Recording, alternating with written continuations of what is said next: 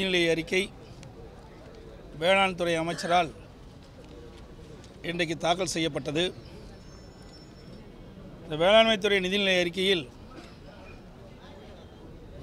பல்வேறு துறைகள் ஒன்றாக சேர்த்து, அதாவது ஊரக வளர்ச்சித்துறை, வனத்துறை, பட்டு வளர்ச்சித்துறை, கால்நடைத்துறை, பால்வளத்துறை, கூட்டுறவுத்துறை, மீன்வளத்துறை, வருவாய்த்துறை, தொழில்துறை, எரிசக்தித்துறை போன்ற பல துறைகள் வேளாண் துறைகளாக ஒதுக்கப்பட்டுள்ள நிதியினை ஒன்றிணைத்து வேளாண் துறைக்கென தனியாக நிதிநிலை அறிக்கை படித்ததை தவிர வேளாண்மைக்கும் விவசாயிகளுக்கும் கூடுதல் நிதி ஒதுக்கீடோ புதிய திட்டங்களோ எதுவும் இல்லை. பார்த்திங்கன்னா பல்வேறு துறைகளை ஒன்றாக இணைத்து வேளாண் நிதிநிலை அறிக்கையை சமர்ப்பித்திருக்கார். இதனால் விவசாயிகளுக்கு எந்த பயனும் கிடையாது.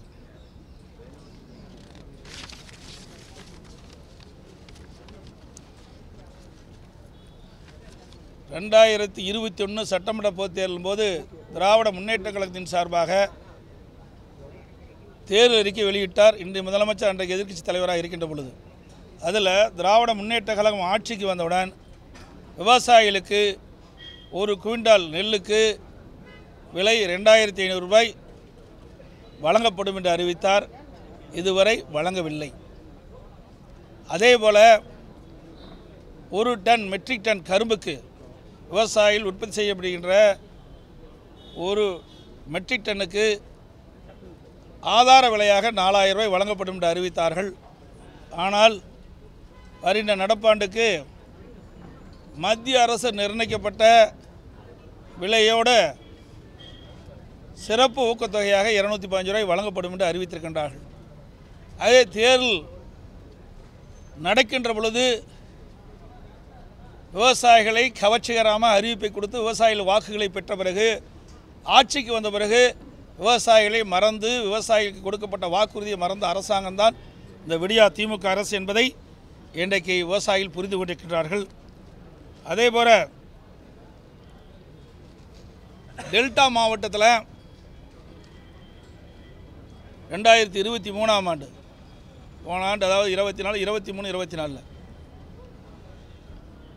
குறுவை சாகுபடிக்காக தண்ணீர் திறந்து விடப்பட்டு முழுமையாக தண்ணீர் இல்லாத காரணத்தினால் சுமார் டெல்டா மாவட்டங்களில் 3.50 லட்சம் ஏக்கர் நிலம் தண்ணீர் இல்லாமல் வறண்டு காய்ந்து சேதமடைந்துள்ளது.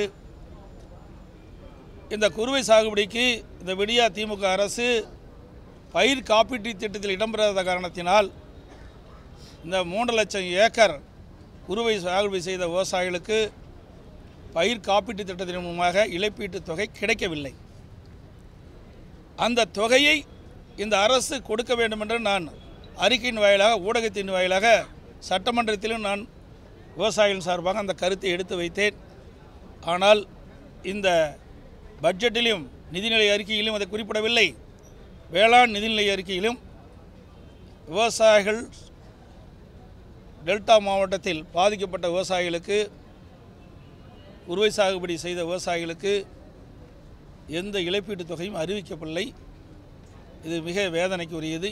இனி இந்த ஆட்சி பொறுப்பேற்று 3 ஆண்டு காலமாக குறுவை சாகுபடிக்கு பயிர் காப்பீட்டு திட்டத்தில் சேர்க்கப்படுவதில்லை. இதனால் விவசாயிகள் கடும் பாதிப்புக்குள்ளாயிருக்கிறார்கள். இனி வருங்காலத்திலாவது இந்த விடியா திமுக அரசு விவசாயிகளுடைய கஷ்ட நஷ்ட துன்பங்களை அறிந்து, இப்படி இயற்கை சீற்றத்தினால் விவசாயிகள் பாதிக்கப்படுகின்ற பொழுது பயிர் காப்பீட்டு திட்டத்தில் அவர்களை சேர்க்கப்பட்டு உரிய முறையில் இழப்பீட்டுத் தொகை பெற்றுத் தருவதற்கு இனி வருங்காலத்தில் குறுவை சாகுபடி விவசாயிகளுக்கு பயிர் காப்பீட்டு திட்டத்தை திட்டத்தில் இடம்பெற செய்ய உரிய நடவடிக்கை இருக்க வேண்டும். அதேபோல் மழையிலும் நிலத்தடி நீரை பயன்படுத்தி டெல்டா மாவட்ட விவசாயிகள் சம்பா, தாளடி போன்ற பயிர் சாகுபடி செய்தார்கள். இந்த ஆண்டு கர்நாடகத்திலிருந்து ஒவ்வொரு மாதம் நமக்கு கிடைக்க வேண்டிய பங்கு நீரை பெறாத காரணத்தினால், முழுமையாக இந்த பயிலுக்கு தண்ணீர் வழங்காத காரணத்தினால் அந்த பயில் காய்கின்ற நிலையில் விவசாய மக்கள் எங்களுக்கு தண்ணீர் திறந்து விடுங்கள், பயிர் விளைச்சல் அடையக்கூடிய சூழ்நிலையில் இருக்கின்றது என்று கோரிக்கை வைத்தார்கள். அவருடைய கோரிக்கையை ஏற்று இந்த அரசு தண்ணீர் உரிய நேரத்தில் தண்ணீர் திறந்து விடவில்லை. காலம் தாழ்த்தி தண்ணீரை திறந்து விட்ட காரணத்தினால் அந்த தண்ணீரும் பயனில்லாமல் போய்விட்டது. விவசாயிகளும் தங்களுடைய பயிர்களை காப்பாற்ற முடியாத சூழ்நிலை ஏற்பட்டுவிட்டது. அப்படி சம்பா தாளடி நடவு செய்த விவசாயிகள் தண்ணீர் இல்லாமல் காய்ந்து பயிர்கள் சேதமடைந்திருக்கின்றன. இதை முழுமையாக இந்த அரசு வேளாண் துறை அதிகாரிகள் வருவாய்த்துறை அதிகாரிகளை வைத்து கணக்கிட்டு சம்பா தாளடி பயிர் செய்த பாதிக்கப்பட்ட அனைத்து விவசாயிகளுக்கும் நிவாரணம் வழங்க வேண்டும். ஒரு ஏக்கருக்கு 35,000 ரூபாய் இழப்பீட்டுத் தொகை வழங்க வேண்டும். அதேபோல் குறுவை சாகுபடி செய்து பாதிக்கப்பட்ட விவசாயிகளுக்கு பயிர் காப்பீட்டு திட்டம் பயிர் காப்பீட்டு திட்டத்தின் மூலமாக அவர்கள் இடம்பெற செய்தால் ஒரு ஹெக்டருக்கு 84,000 ரூபாய் கிடைச்சிருக்கும். அந்த அளவுக்கு இவர்கள் இழப்பீட்டு தொகை கொடுக்காவிட்டாலும் குறுவை சாகுபடி செய்து பாதிக்கப்பட்ட விவசாயிகளுக்கு ஒரு ஏக்கருக்கு சுமார் 35,000 ரூபாய் வழங்க வேண்டும். அதேபோல் 2023ஆம் ஆண்டு டிசம்பரில் கனமழை பொழிந்தது.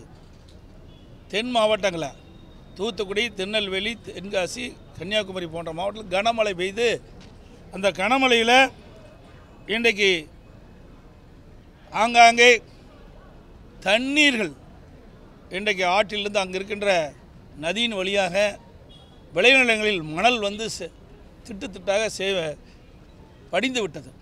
அந்த மணல்களை அப்புறப்படுத்தி ஏற்கனவே விளைநிலங்கள் எல்லாம் பாதிக்கப்பட்டிருக்கின்றன.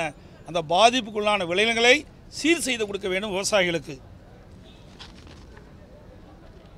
அதிமுக அரசு இருக்கின்ற பொழுது நலிவடைந்த கூட்டுறவு மற்றும் பொதுத்துறை சர்க்கரை ஆலைகளை சீரமைக்க 1562 கோடி ரூபாய் நிதியுதவி வழங்கி ஆலைகள் சீரமைக்கப்பட்டன. இதனால் கரும்பு விவசாயிகள் பயிரிட்ட கரும்பு முழுமையாக கொள்முதல் செய்யப்பட்டது.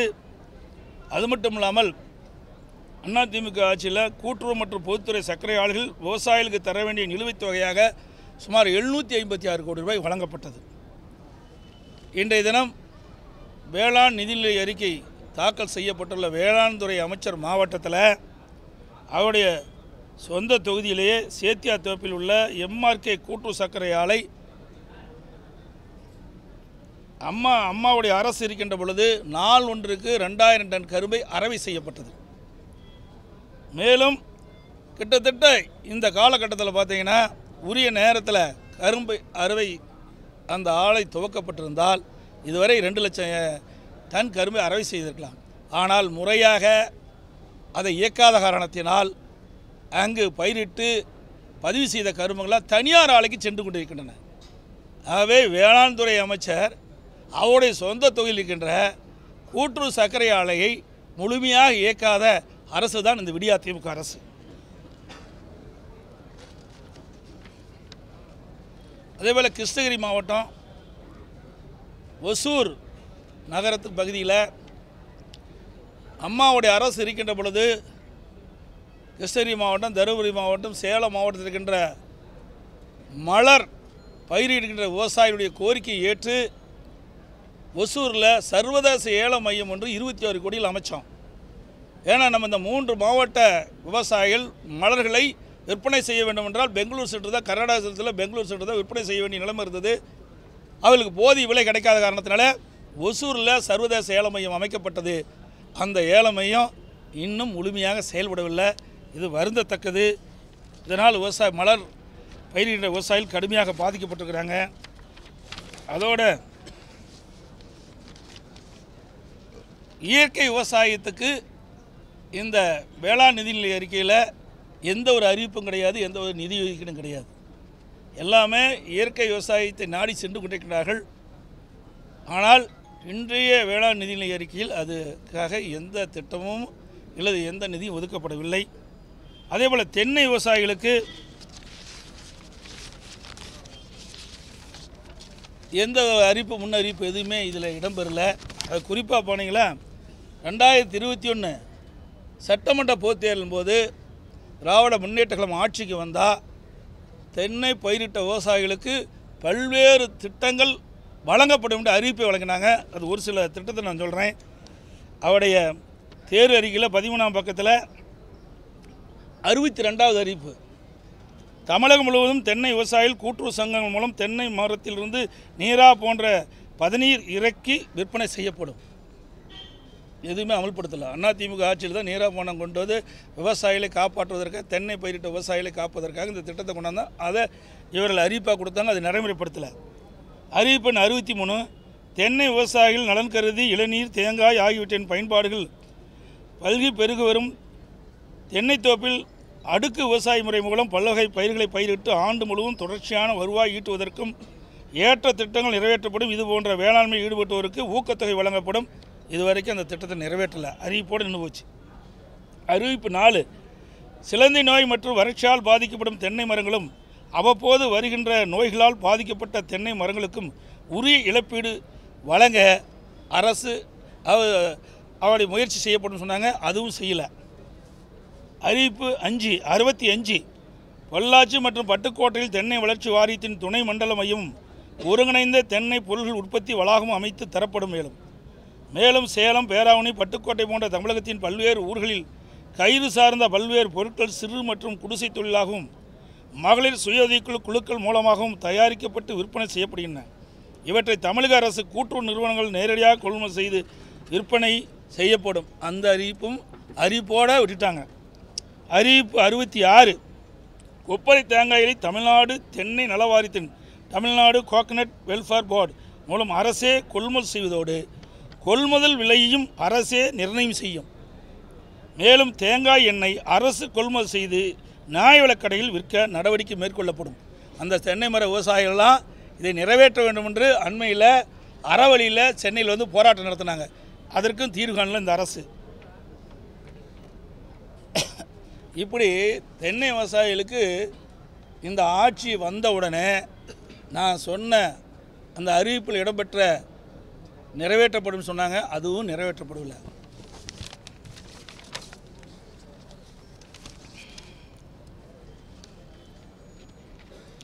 அதே மாதிரி விவசாயிகள் உற்பத்தி செய்யப்படுகின்ற நெல்லை மூட்டைகளாக பிடித்து அரசு நேரடி கொள்முதலுக்கு கொண்டு செல்கிறாங்க. அங்கே உடனே கொள்முதல் செய்து அந்த விவசாயிகளுக்கு உடனுக்குடன் ஒரு வங்கியில் அதிமுக அரசு இருக்கின்ற பொழுது வரவு செய்யப்பட்டது.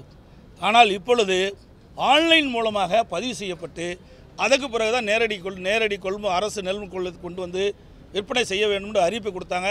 இதில் படிக்காத விவசாயிகள் நிறையா இருக்கிறாங்க. இதனால் பல சிரமங்கள் இருக்கின்றன. இதை எடுத்து சொன்னோம், அதையும் சரி செய்யலை. அதோடு விவசாயிகள் அரசு நேரடி நெல் கொள்முதல் நிலையத்துக்கு கொண்டு வரப்பட்ட நெல்லை உடனுக்குடன் கொள்முதல் செய்யாத காரணத்தினால அவர்கள் திறந்த வெளியில் மூட்டையில் அடுக்கி வச்சு அண்மையில் மழை பெஞ்சுது. போன வருஷம் மழை பெஞ்சுது, இந்த வருஷம் மழை பெஞ்சுது. நிறைய நெல் மூட்டைகள் நனைந்து முளைத்து வீணாகி இருக்கின்றது. இன்றைக்கி பார்த்தீங்கன்னா மயிலாடுதுறையில் கூட பார்த்தீங்கன்னா அரசு நேரடி கொள்முதல் நிலையத்தில் 35,000 மெட்ரிக் டன் நெல் கொள்முதல் செஞ்சு அங்கேயே இருப்பிச்சிட்ருக்காங்க. அது வேறு இடத்துக்கு கொண்டு போகல.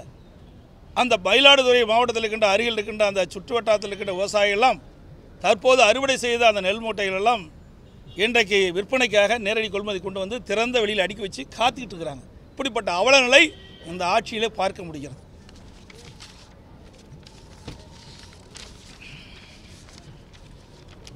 அதோட காவிரி குண்டாறு அற்புதமான திட்டம். காவிரி குண்டாறு இணைக்கின்ற அற்புதமான திட்டம்.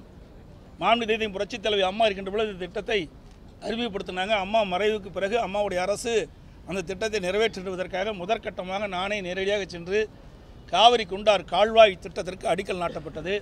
அந்த திட்டம் அப்படியே கிடப்பில் போட்டாங்க.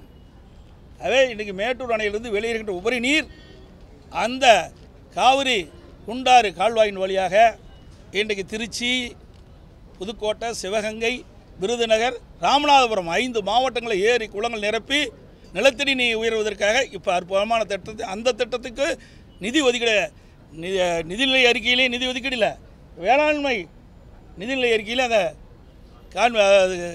நிதி ஒதுக்கீடு செய்யவில்லை. இது வருத்தம் அளிக்கிறது. மேகதாது பற்றி எதுவுமே குறிப்பிடலை. இன்றைக்கி கர்நாடக அரசு அங்கே இருக்கின்ற முதலமைச்சர் நிதியமைச்சராக இருக்கிறார். அவர் சட்டமன்றத்தில் நிதிநிலை அறிக்கை தாக்கல் செய்கின்ற பொழுது மேகதாது அணை கட்டப்படும் என்று அறிவிப்பு கொடுத்தார். அதற்கு உண்டான முழுமையான அறிவிப்பு இந்த நிதிநிலை அறிக்கையிலையும் குறிப்பிடலை, இந்த வேளாண் பட்ஜெட்லையும் குறிப்பிடலை. அதேபோல் சரபங்க நீரேற்று திட்டம் எங்கள் சேலம் மாவட்டத்தில் இருக்கிற 4 சட்டமன்ற தொகுதி, இன்றைக்கு மேட்டூர், ஓமலூர், எடப்பாடி, சங்ககிரி 4 சட்டமன்றத்தில் இருக்கின்ற வறண்ட பயிர்கள் 100 ஏரிகள் நீர் நிரப்பின திட்டம். மேட்டூர் அணையிலிருந்து நீரேற்றின் மூலமாக இந்த தண்ணீரை நிரப்புகின்ற திட்டம் நான் இருக்கின்ற பொழுது முதற்கட்டமாக 6 ஏரிக்கு நீர் நிரப்பணும். அப்படியே வேகத்தில் நடந்துகிட்டு இருக்குது. பல முறை சொல்லி அதுவும் நிற்கல. அதுக்கு தேவை நிதியும் ஒதுக்கீடில்லை. அந்த திட்டமும் கிடப்பில் கிடக்குது. அதுபோல் நடந்தாய் வாழி காவிரி அற்புதமான திட்டம். நாங்கள் மத்திய அரசுகிட்ட போராடி வாதாடி திட்டத்தை நிறைவேற்றன்னு சொன்னேன். மேட்டூர் அணையிலிருந்து வெளியேறுகின்ற நீர் கடலில் போய் கலக்கின்ற வரை நீங்கள் பார்த்தீங்கன்னா 2 பக்கம் நகரங்கள் இருக்கின்றன. நகரத்திலிருந்து வெளியேறுகின்ற அந்த மாசுபட்ட நீர் நதியில் கலந்து நீர் மாசுபடுகிறது. அதே அப்படி மாசுபடுகின்ற நீரை ஆங்காங்கே பேபி கால்வாயின் மூலமாக அங்கே ஒரு செம்பு கட்டி சுத்தப்படுத்தி ஆற்றில் விடுவது தான் இந்த நடந்தாய் வாழி காவிரி திட்டம். இது மேட்டூரிலிருந்து வெளியேறுகின்ற நீர், அதேபோல் பவானிசாகரிலிருந்து வெளியேறுகின்ற நீர், அதுபோல் உங்களுக்கு நொய்யல், அமராவதி இந்த ஆறிலிருந்து அங்கிருந்து வெளியேறுகின்ற நீர் கடைசி வரை கடலில் கலக்கின்ற வரை நீர் மாசுபடாமல் தடுப்பதற்காக நடந்தாய் வாழி காவிரி திட்டத்தை உடனே அதுக்கும் எந்த இதுவும் இல்லை. இது இல்லை இப்படி பிரதான திட்டம் கோதாவரி காவிரி இணைப்பு. அந்த இணைப்புக்கும் எந்தவித அதாவது எந்தவித அறிவிப்பு இது இடம்பெறல. இது மிக மிக முக்கியமான திட்டம். ஏன்னா அண்டை மாநிலத்தை நம்பித்தான், நம்ம நீருக்கு அண்டை மாநிலத்தை நம்பித்தான் இருக்கிறோம். கோதாவரி காவிரி இணைப்பு திட்டத்தை நிறைவேற்றப்பட்டு விட்டால் இந்த நீர் பிரச்சனை நமக்கு இருக்காது. குடியிருக்க பிரச்சனை இருக்காது, விவசாயத்துக்கு நீர் பிரச்சனை இருக்காது. இதைத்தான் அதிமுக அரசு இருக்கின்ற பொழுது கடும் முயற்சி செய்து பிரதமர் வரை கொண்டு போய் அந்த திட்டம் அதாவது நாடாளுமன்றத்தில் கூட்டத்தில் இதை வெளியிட்டாங்க. ஜனாதிபதிகள் வெளியிட்டார். ஆனால் இந்த அரசு அதுக்கு உரிய முயற்சி எடுக்கலை. ஆகவே நமக்கு கிடைக்க வேண்டிய நீர் கிடைக்கவில்லை. இந்த அரசு செயல்படாத அரசு என்பதற்கு இதுவே ஒரு உதாரணம். அதில் சிறு குறு விவசாயிகளுக்கு எந்த திட்டமும் அறிவிக்கலை. கிராமப்புறத்தில் முக்கியத்துவம் அளிக்க இந்த வேளாண் நிதி அறிக்கையில் கிராமத்திற்கு முக்கியத்துவம் அளிக்கலை. ஏன்னா கிராமத்திலேருந்து நகரத்தை நோக்கி வந்துட்டு இருக்கிறாங்க. அதே கிராமத்திலே வேளாண்மை சேர்ந்த வளர்ச்சி பணிகள் அங்கே ஈடுபடுத்தினா நீ கிராமத்திலிருந்து நகரத்துக்கு வருகின்றவர்கள் தடுக்கப்படும். ஆகவே இந்த பட்ஜெட்டை பொறுத்த வரைக்கும் பாட்டுண்டு விவசாயிகளுக்கு பயனில்லை. விவசாயிகள் படும் பாட்டுக்கு திட்டம் எதுவும் இல்லை. வேளாண் கல்வி சார்ந்த அறிவிப்புகள் எதுவும் இல்லை. விவசாயிகளுக்கு ஏமாற்றம் அளிக்கின்ற பட்ஜெட் இந்த பட்ஜெட்.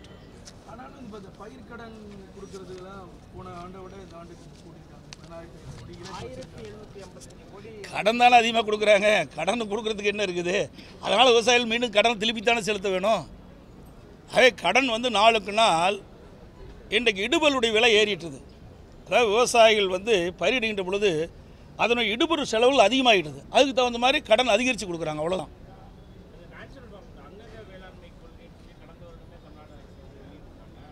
அதான் இயற்கை சார்ந்த விவசாயத்துக்கு எந்த அறிவிப்பும் இல்லை.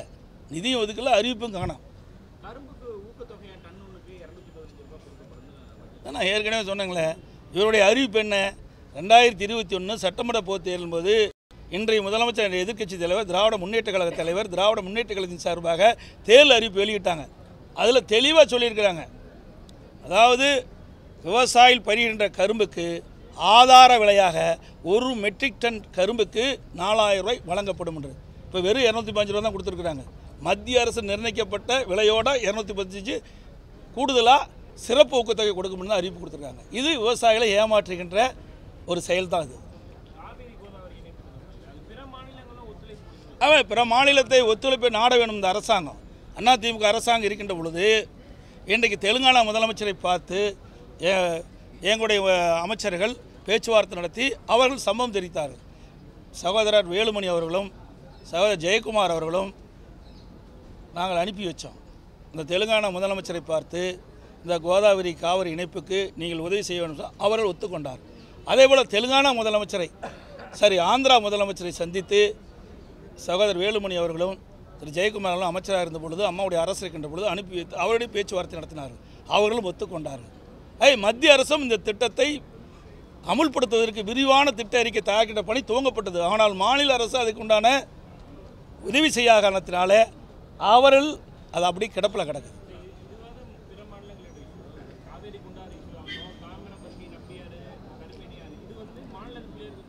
ஆமாம், கருமேனி நம்பியாரை பொறுத்தவரை கூட அதிமுக அரசு இருக்கின்ற பொழுது இவங்களை அறிவித்தாங்க. ஆனால் நிலம் எடுக்காத விட்டுட்டாங்க. ஃபேஸ் 1, 2, 3, 4 4 எடுத்தாங்க. 1, 2 அதிமுக ஆட்சி முடிஞ்சுது. 3வது நாங்கள் முடிச்சுட்டோம். 4வதுக்கு நில எடுப்பு பண்ணி நடந்துகிட்டு இருக்குது. இப்போ இந்த அரசு வந்து போய் முடித்து இன்றைக்கு இந்த கனமழை இன்றைக்கி பார்த்திங்கன்னா தென் மாவட்டத்தில் கனமழை பெஞ்சுது அண்மையில். அதில் இன்றைக்கி சோதனை ஓட்டம் ஓட்டினாங்க. சோதனை ஓட்டம் சரியான முறையில்னால நிறைய உடைப்பு ஏற்பட்டுது, நிறைய சேதாரம் ஏற்பட்டுது.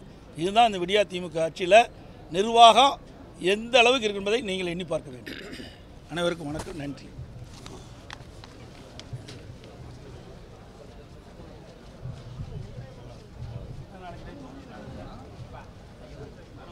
வந்துட்டா